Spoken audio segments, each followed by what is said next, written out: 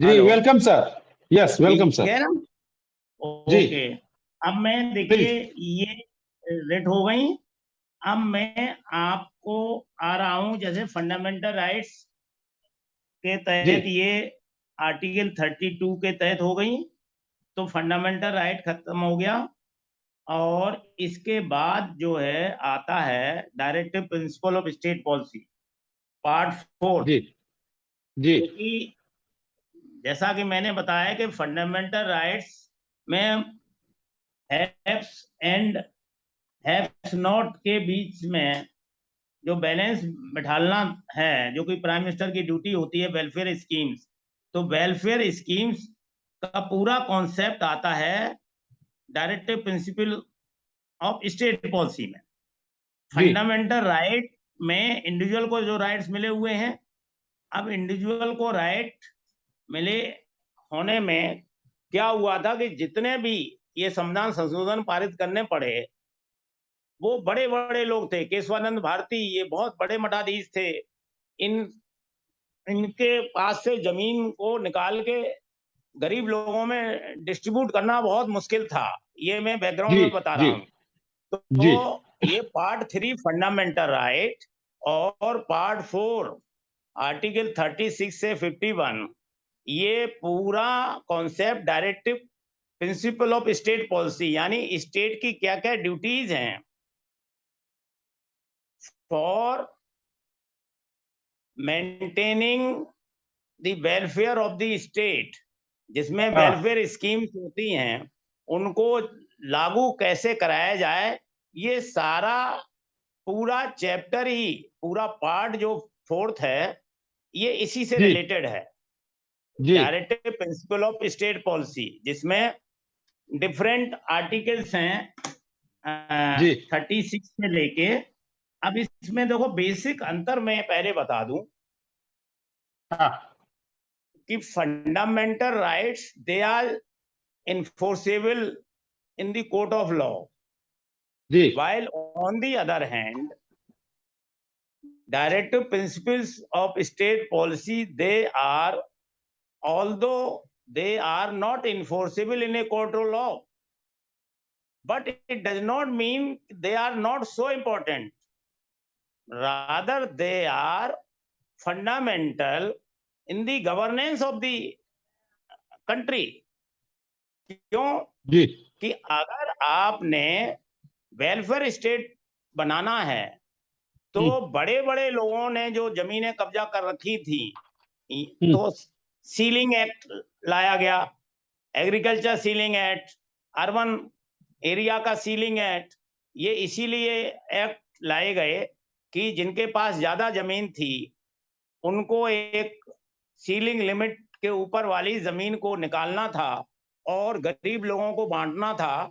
तो ये जो इन दोनों के बीच में कैसे बैलेंस बनाया जाना है, ये पूरी कहानी, इसकी जीवन यात्रा जो चलती है, और इसी से रिलेटेड सारे कॉन्स्टिट्यूशनल अमेंडमेंट्स जो 105 हो गए हैं वो हैं, और जितने भी हिस्टोरिक जजमेंट्स हो गए हैं। अब आप ये समझिए, धर्म संकट आप देखिए कि फंडामेंटल राइट्स वालों का, फंडामेंटल राइट्स को भी हमें मेंटेन करना है, बेसिक जी स्ट्रक्चर को भी मेंटेन करना है, क्योंकि कस्टोडियन ऑफ द कॉन्स्टिट्यूशन है सुप्रीम कोर्ट। जी प्राइम मिनिस्टर को वेलफेयर स्कीम भी सक्सेसफुली इंप्लीमेंट करनी है।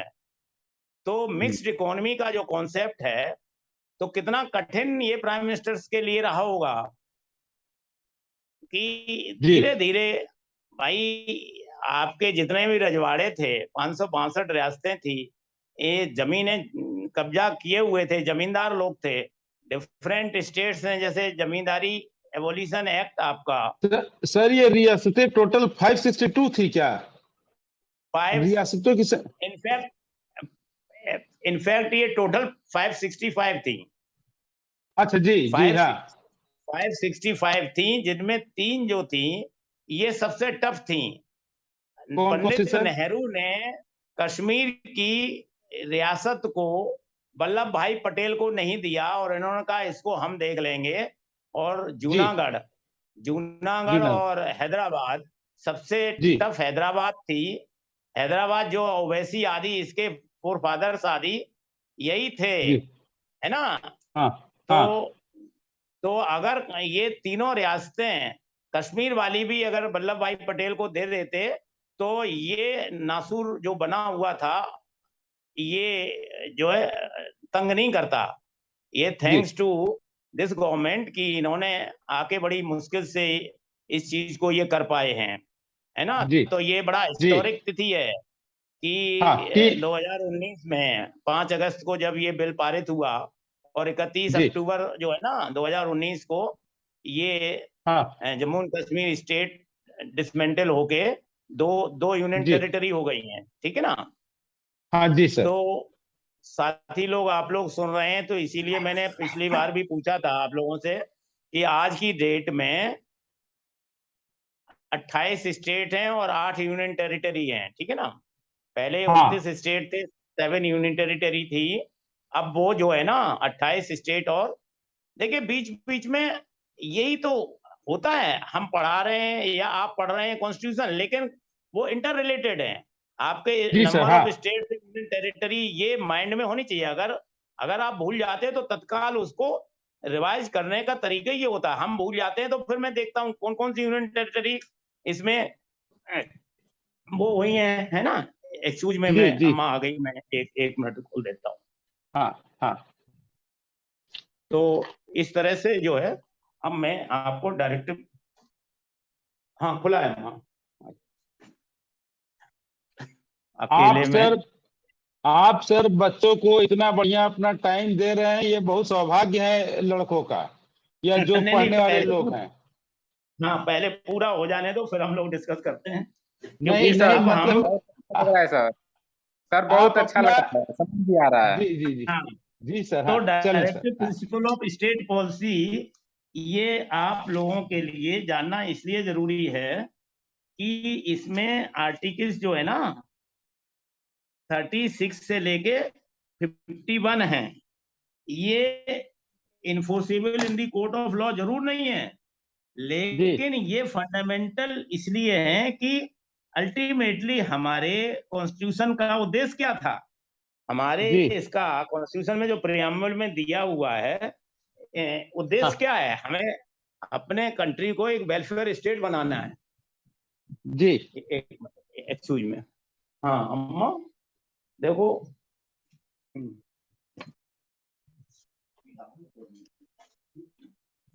तो इसलिए मैं इसको directive principle of state policy को इसलिए मैं जी इंपॉर्टेंट मानता हूं कि कोई चीज कोड में इन्फोर्सेबल है या नहीं है वो इतनी मीनिंगफुल इसलिए नहीं होती कि अगर हम लोग मिलजुल के रहें, अगर एक गरीब की पीड़ा बड़ा आदमी भी समझे, स्टेट भी समझे, तो मिलजुल के रहने में जब कोई मुकदमा ही नहीं होगा तो कोर्ट में जाने की क्या जरूरत है। तो जी कम से कम मुकदमेबाजी हो, ये हाँ आइडिया है वेलफेयर स्टेट का कि हैव्स और हाँ हैव नॉट्स के बीच में किस तरह से बैलेंस स्थापित किया जाए। इसी एनालॉजी से देखिए थोड़ा सा अलग मैं जा रहा हूं आप जी लोगों को। ये जो एजेंडा 21 है जो आपके क्लाइमेट हाँ चेंज है, एनवायरमेंट प्रोटेक्शन आदि है, इसका भी यही आइडिया था कि to have to strike a balance between the sustainable development and the protection of the environment. हाँ अगर आप प्रोटेक्ट करते रहोगे इन्वायरमेंट को और कोई डेवलपमेंट ही नहीं होगा तो भी कंसेप्ट पूरा नहीं है। और अगर हाँ अंधाधुंध आप विकास करते रहोगे और प्रकृति को नहीं बचाओगे, इन्वायरमेंट को प्रोटेक्ट नहीं करोगे तो भी ठीक नहीं है।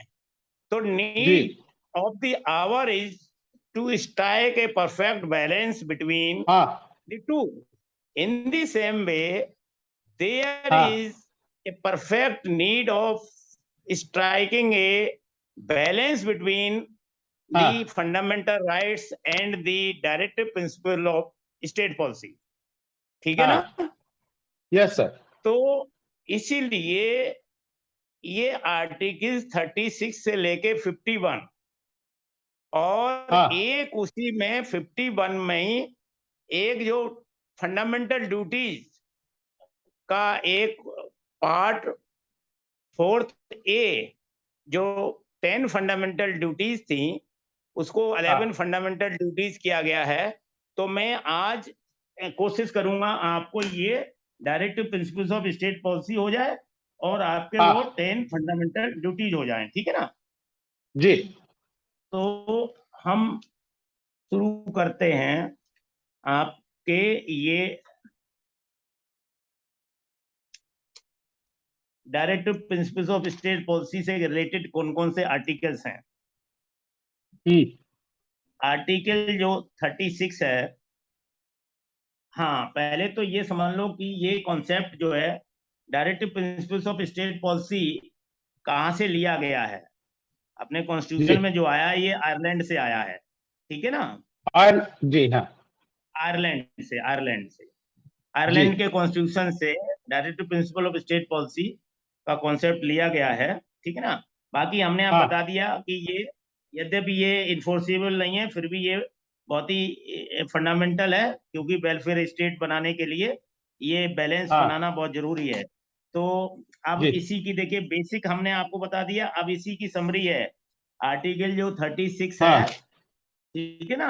Article 36 provides that the meaning of the state in this part, यानी स्टेट जैसा कि पार्ट 3 यानी फंडामेंटल राइट में स्टेट का मतलब था चाहे गवर्नमेंट ऑफ इंडिया हो चाहे स्टेट गवर्नमेंट हो, for that matter any municipal corporation हो, ये सब स्टेट में आते हैं।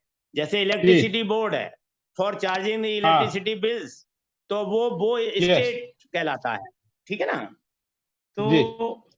तो आर्टिकल 36 कहता है कि इसमें जो स्टेट की मीनिंग है वो वही है जो पार्ट 3 यानी फंडामेंटल राइट में स्टेट की मीनिंग अंडर आर्टिकल 12 थी, ठीक है ना। अब आर्टिकल 37 ये कहता है जो मैंने पहले बताया कि though DPSP are not enforceable in a court of law, yet they are very fundamental in nature because they are dealing with the establishment of the or establishing the welfare state, ठीक है ना, जिसमें haves और have nots के बीच में एक balance हो। और it will be the duty of the state to apply these principles, यानी directive principle of state policy, इसको शॉर्ट में हम DPSP बोलेंगे। तो in making the laws workable,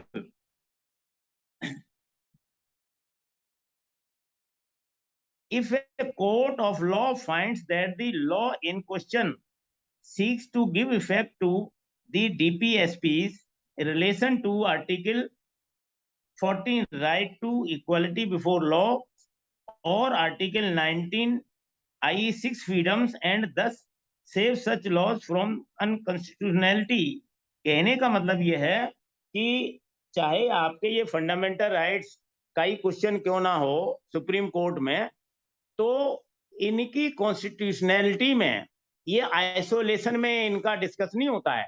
इन जो फंडामेंटल राइट्स आपको मिले हुए हैं इसका मिसयूज तो नहीं हो रहा है, आपके डायरेक्टिव प्रिंसिपल्स की वेलफेयर स्टेट से आप कॉन्ट्रडिक्ट तो नहीं कर रहे हैं, आप अपनी मनमानी तो नहीं चला रहे हैं, क्योंकि कोई भी फंडामेंटल राइट एब्सोल्यूट नहीं है। आप एब्सोल्यूट फंडामेंटल राइट के नाम पे अगर ये कहने लगे कि हमें तो भाई फ्रीडम ऑफ स्पीच है, फ्रीडम ऑफ पीसफुल असेंबली का है।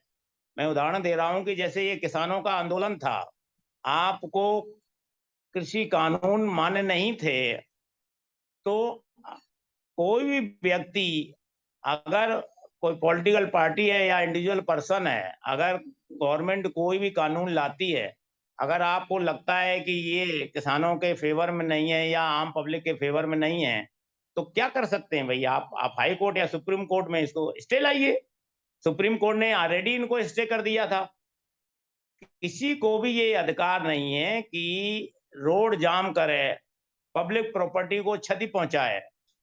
अब यहाँ एक्चुअली प्रश्न समस्या यहाँ आती है कुशवाहा जी कि ये जो आपकी फंडामेंटल ड्यूटीज हैं, जैसे पब्लिक प्रॉपर्टी को मेंटेन करना, उसको क्षति ना पहुंचाना, टू एब्जॉर्ब वायलेंस, ये इनफैक्ट फंडामेंटल राइट में नहीं है, फंडामेंटल ड्यूटीज में है।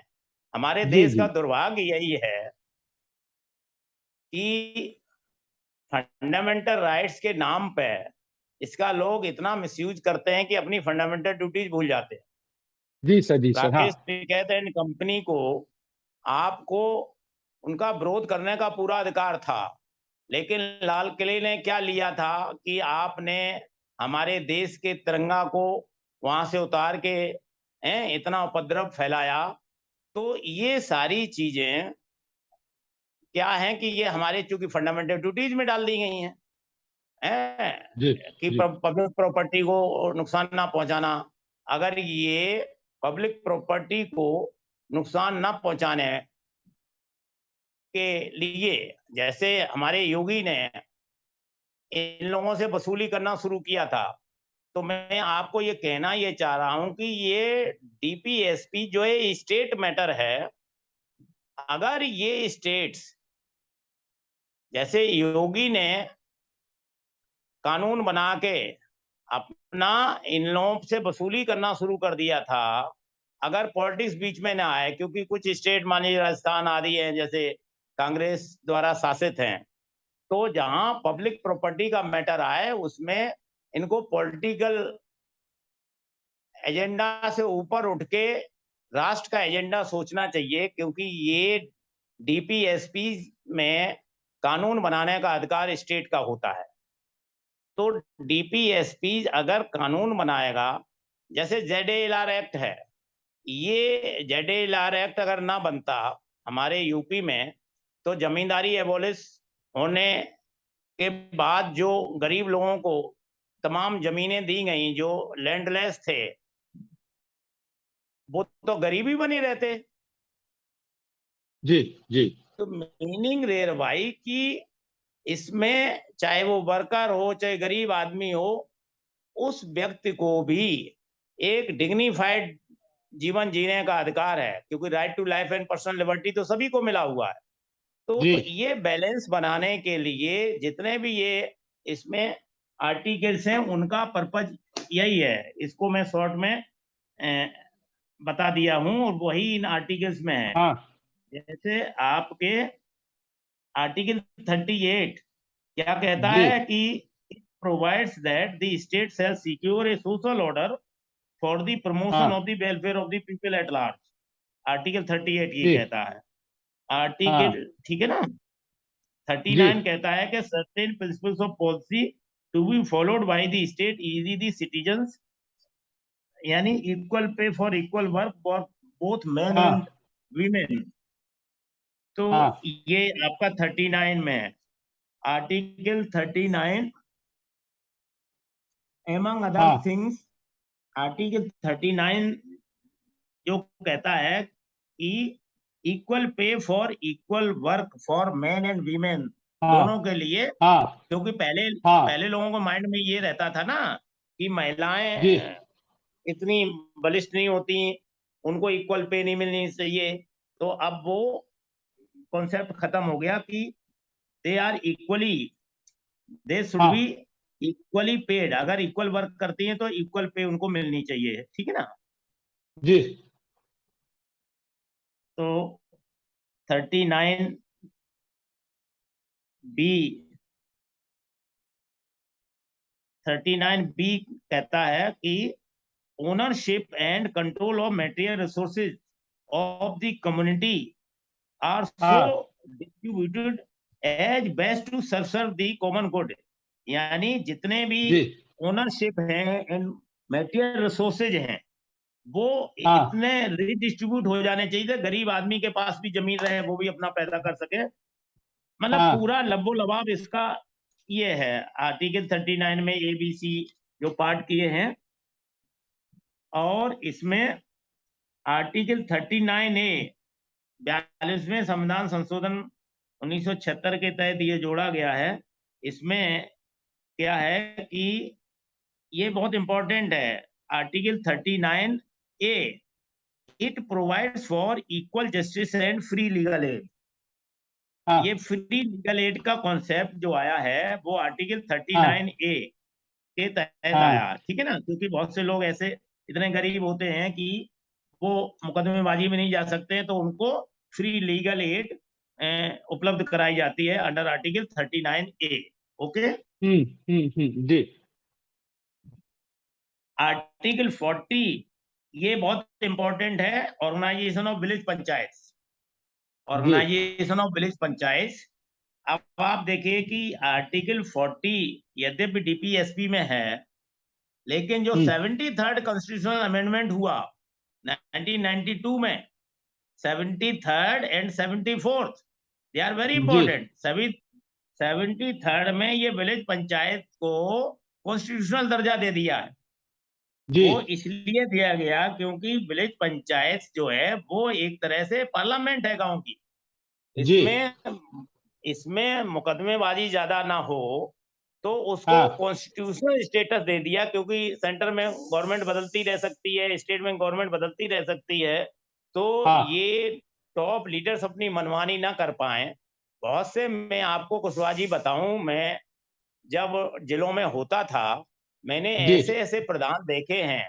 मैं कानपुर देहात हाँ में था, तो इतने इतने ईमानदार प्रधान, जी वो कहते थे कि साहब हम लोगों को लगातार 20 साल से मुझे प्रधान पब्लिक बना रही है। जी तो मैंने कहा ऐसा क्यों? उन्होंने कहा कि साहब हम लोग जमींदार थे हाँ और ईश्वर की कृपा से हमें कोई जरूरत नहीं थी, लेकिन हमें हाँ अगर पब्लिक ने इतना आदर भाव दिया है, हमें सम्मान दिया है, हमें प्रेम से हाँ प्रधान बना रहे हैं, तो ईमानदारी से मैं पूरा पैसा बिना किसी हाँ उसके इनकी जी सेवा में लगाता हूँ। गांव में बहुत विकास कार्य करवाता हूँ, इसलिए मुझे लगातार ये लोग हाँ मतलब बिना किसी चुनाव के ही यूनिवर्सली चुन लेते हैं। आप जी ये जी जी देखिए हाँ कितनी अच्छी बात है, ऐसे लोगों से मिलके बहुत अच्छा हाँ लगता है। तो ये आइडिया इसमें यही है ऑर्गेनाइजेशन ऑफ विलेज पंचायत का, ठीक है ना। जी Article 41, this relates to right to work, to education, and to public assistance in case of unemployment, old age, sickness and disablement, etc. ये देखिए जी आर्टिकल 41 इसी में राइट टू वर्क है, राइट टू एजुकेशन है, राइट टू पब्लिक हाँ assistance in case of unemployment, old age, हाँ sickness and disablement, तमाम हाँ ऐसी परिस्थितियां आती हैं। ये आप लोग सब हाँ समझ गए कि इन डिफरेंट परिस्थितियों में लोगों को हाँ हेल्प करने के लिए ये आर्टिकल 41 है। आर्टिकल हाँ 42, this is the sir sir excuse sir, जो 41 है उसी के तहत पेंशन भी मिलता है क्या सर? जो 41 है आर्टिकल, उसी के अंतर्गत पेंशन दिया जाता है क्या? राइट, बिल्कुल you are right. Old age, old age, अब ओल्ड पर्सन है, अब उसके पास कोई साधन नहीं है, तो ये जो पेंशन का कॉन्सेप्ट है ना, old age pension, you are right. जी आर्टिकल देखो, ये कौन बोल रहे थे? मन्नू बोल रहे थे मैं बोल रहा हाँ Mannu, I am very happy Mannu. मुझे बहुत अच्छा लगता है जब आप लोग इस तरह से रिस्पॉन्ड करते हो। ये सिद्ध करता है कि अ, आप में क्यूरोसिटी है जानने की, और ये देखिए बहुत अच्छा लगा आपने इस चीज को पकड़ा, ठीक है ना। तो article 42 it provides for just and humane conditions of work. Humane, HUMANE, human और humane, humane condition of work and maternity relief. This article is very important. ये जैसे जी महिलाओं को मैटरनिटी रिलीफ का पीरियड भी बढ़ा दिया है, और ये just and human conditions of work यानी वर्कर्स के लिए ये प्रोविजन, खासकर इंडस्ट्री के जो मालिक हैं, इंडस्ट्री जी ओनर्स के लिए है ये, कि आप वर्कर्स को जो भी इन्वायरमेंट प्रोवाइड कराओगे वो बड़ा जस्ट होना चाहिए और ह्यूमन कंडीशंस होनी चाहिए। भाई वो जी वर्क कर रहे हैं, आपके ऑर्गेनाइजेशन को फायदा पहुंचा रहे हैं, तो उनकी ऐसी वर्किंग कंडीशंस होनी चाहिए कि उनकी हेल्थ, जनरल हेल्थ, न्यूट्रिशन आदि वो सारी चीजें मेंटेन होनी चाहिए। तो ये आर्टिकल 42 हो गया। Living wage to the workers article 43 कहता है, तो इसीलिए मिनिमम वेजेज आदि भी इसी के तहत जो है ना फिक्स किए जाते हैं। आर्टिकल 43A ये 42nd अमेंडमेंट में के तहत जोड़ा गया है। इसमें बहुत इंपॉर्टेंट है ये 43A। It provides for the हाँ participation of workers in the management of the industries. अब देखिए हाँ ये प्रोविजन जरूर है, लेकिन ये बड़ा मुश्किल होता है। ये वर्कर्स को इसमें बहुत सारी रियल प्रॉब्लम्स आती हैं।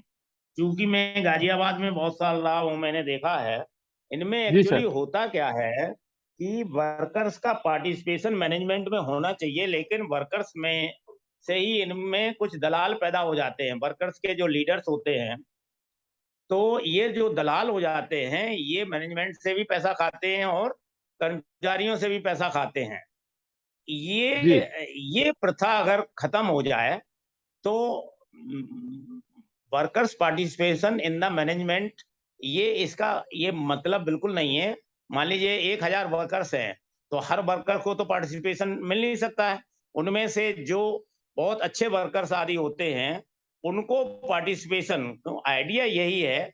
जैसे आपने देखा होगा कुशवाहा जी, जैसे हम जी सर। लोग कलेक्ट्रेट में, आज आप लोग जिस ऑफिस में हैं, तो 4th क्लास जी में सर। कोई कर्मचारी है, तो उसको हम जी लोग सर। मोटिवेट करते हैं कि भाई तुम अगर हाई स्कूल हो तो इंटर कर लो।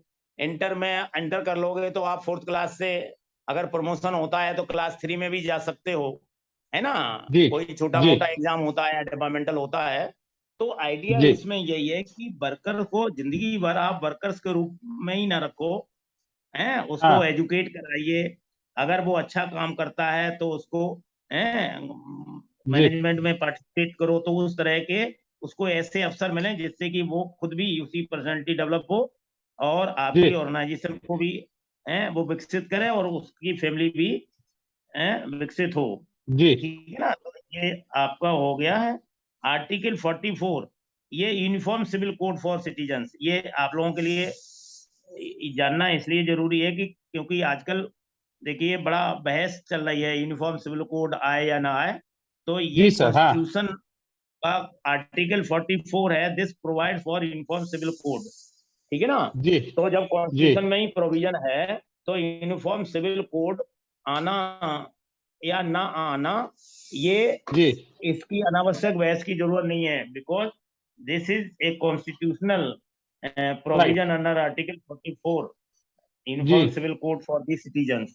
Article हाँ 45, this provides for free and compulsory education. देखा।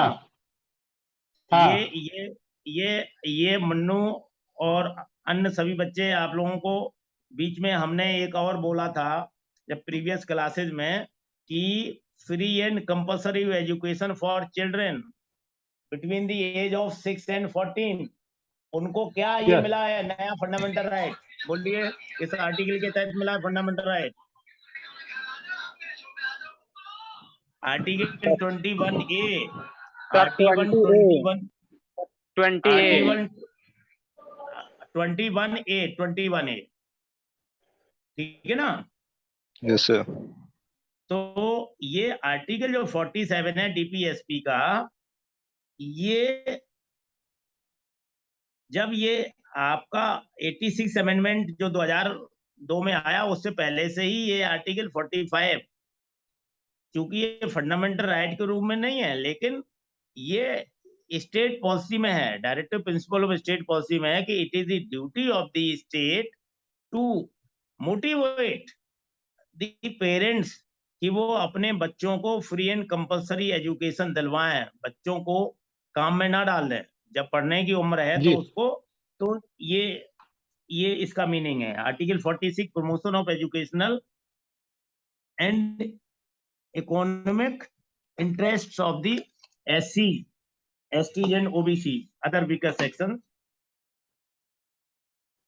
Article 47, duty of the state to raise the level of nutrition. This is very important. Article 47, duty of the state to raise the level of nutrition and the standard of living and to improve the public health, especially of the workers. यानी state की ये duty है कि कोई भी व्यक्ति भूखों ना मरे। इसीलिए कुशवाहा जी देखिए जो बच्चे यस सर। हमारे ये IAS PCS की तैयारी कर रहे हैं, कलेक्टर बनेंगे, आप लोगों को बता दूं कि हाँ कलेक्टर के पास ऐसे सीक्रेट फंड होता है। अगर जी कलेक्टर अच्छा हो तो वो पूजा जाए, मतलब वो एक तरह से राजा होता है। जी सर। इसलिए कहते हैं कि रिप्रेजेंटेटिव ऑफ द स्टेट जो होता है, कलेक्टर के पास एक ऐसा फंड होता है, अगर कलेक्टर अच्छा है तो वो जिले में किसी भी व्यक्ति को भूखों नहीं मरने देगा। आपने हाँ बोला बताइए। सर, मैं एक बात इसमें बता दूं सारे स्टूडेंट लोगों को। अभी सर जैसे मैं तेलंगाना में हूँ, तो मैं जी तेलंगाना के नेशनल हाईवे को हेड करता हूँ। 30 डिस्ट्रिक्ट है, 30 डिस्ट्रिक्ट है तेलंगाना में। हम लोग पूरे जी डिस्ट्रिक्ट के नेशनल हाईवे को देख रहे हैं। मैंने जी एक चीज नोट किया, अभी जस्ट 15-20 दिन पहले फ्लड आया था गोदावरी रिवर में। जी तो जी हमारे जी जी ईस्टर्न पार्ट ऑफ तेलंगाना में बहुत फ्लड आया था।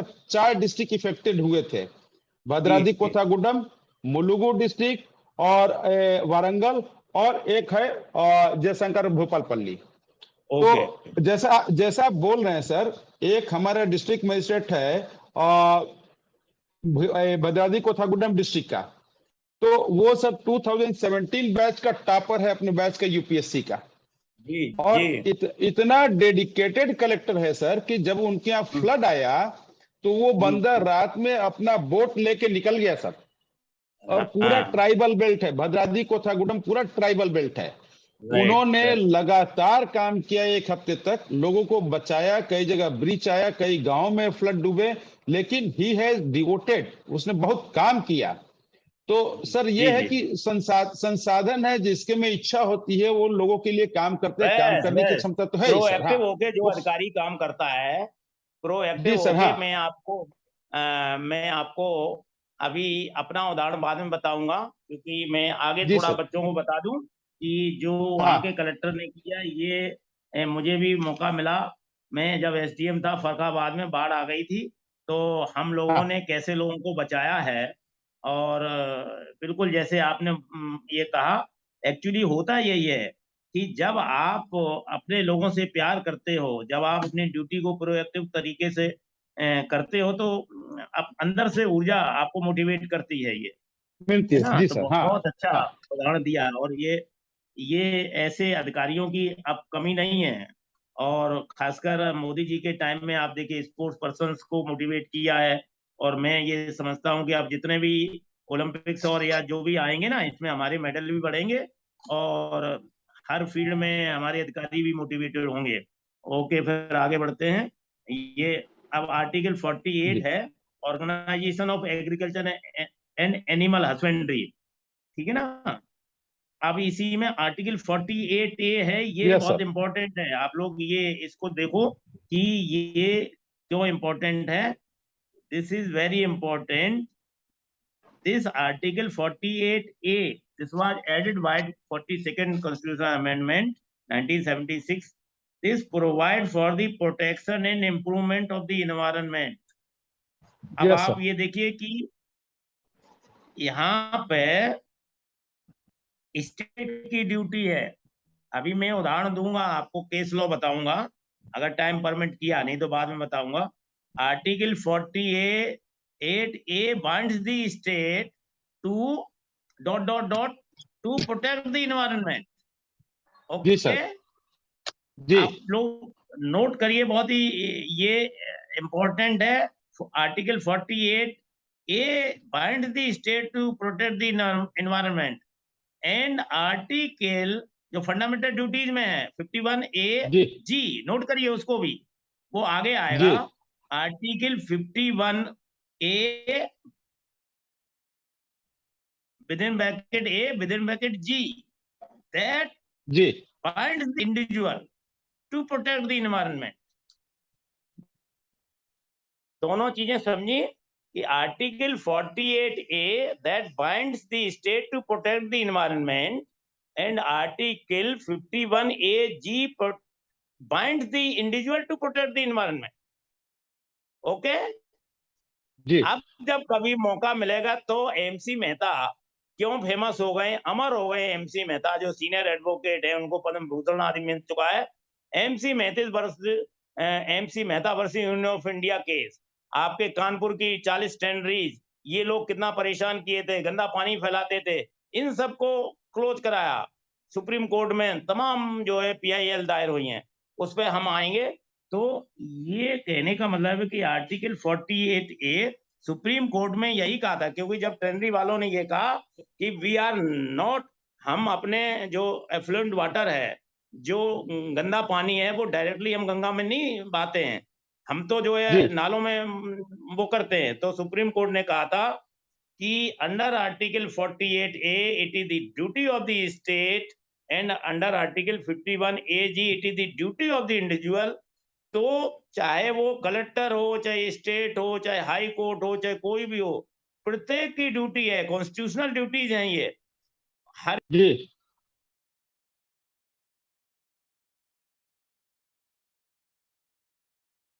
सर तो आवाज नहीं आ आपका माइक माइक म्यूट हो गया है सर।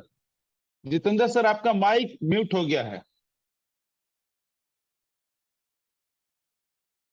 आप अनम्यूट कीजिए प्लीज, आवाज नहीं आ रही है।